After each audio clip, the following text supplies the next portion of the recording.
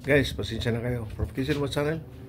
This is a second part ng ano ko ng pagluto ko ng pasta with a shredded chicken with a tomato sauce. Okay guys, pasensya na kayo, wala akong cameraman at saka hindi ko nag-edit ito. Parang live itong ginagawa ko.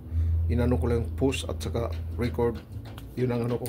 Hindi ko nakakaano ng ano kaya napindot ko kanina, naputol, pero itong continuation part 2, okay? Itong ano natin from Kitchen Watch Channel. Ito nang linuto natin kanina, pinakita ko sa pinakauna. Ito ka, titingnan natin. I-ano natin sa plato. Guys, here we are. Here's the truth. I'm gonna show to you guys the outcome of my cooking.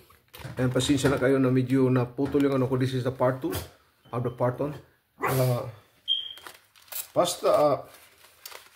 Pasta chicken. Pasta with chicken. Grilled pasta with chicken. Okay guys, this is the one. Okay, buksan natin. Buksan natin. Pasta.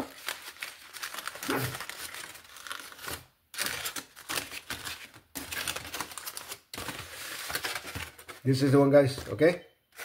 And then, makikita nyo na yung ano natin, hindi na susunog yan.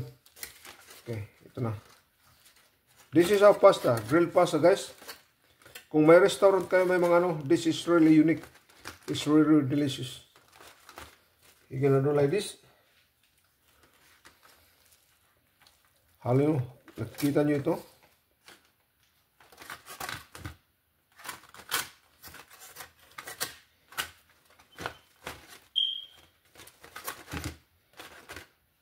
Okay guys, this is the one.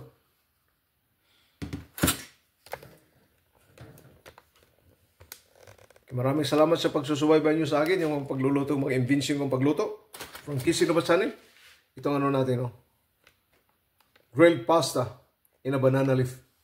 Okay guys, linuto natin natural ang pasta natin. Katapos, ang chicken to linuto din natin. Katapos, tinapos ko yung chicken. Kaya this is not really cooked ang chicken. Parang I shredded this one, hinawalay-hiwalay ko. Tapos grill ko doon sa, kung may hibachi kayo, kung may yung sa apoy, yung ano yung ihawin nyo. Yung maganito guys, ano sa mga punta kayo sa mga camping, yung mga punta kayo sa beach, yung mga ano kayo, maliligo kayo. Masarap to. You can cook this one in a oven too, in a oven. And you can put in your grill or in your burner. Burner. Katapos ganito, babalutin.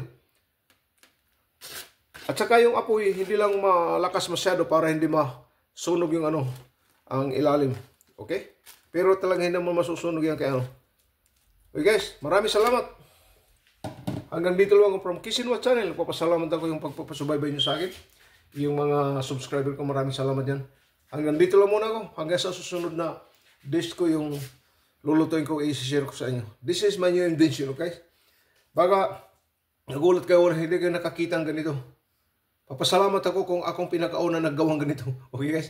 Pero you can cook this one you can cook losa chicken, fish, anything you want to cook. But why I use this banana? Because the flavor, yung aroma niya, parang authentic na, parang inanos sa banana. Bakit? I use the foil para hindi masunog kayo. Mostly, hindi pa naluluto ito, nasusunog na kung i-direct mo sa fire.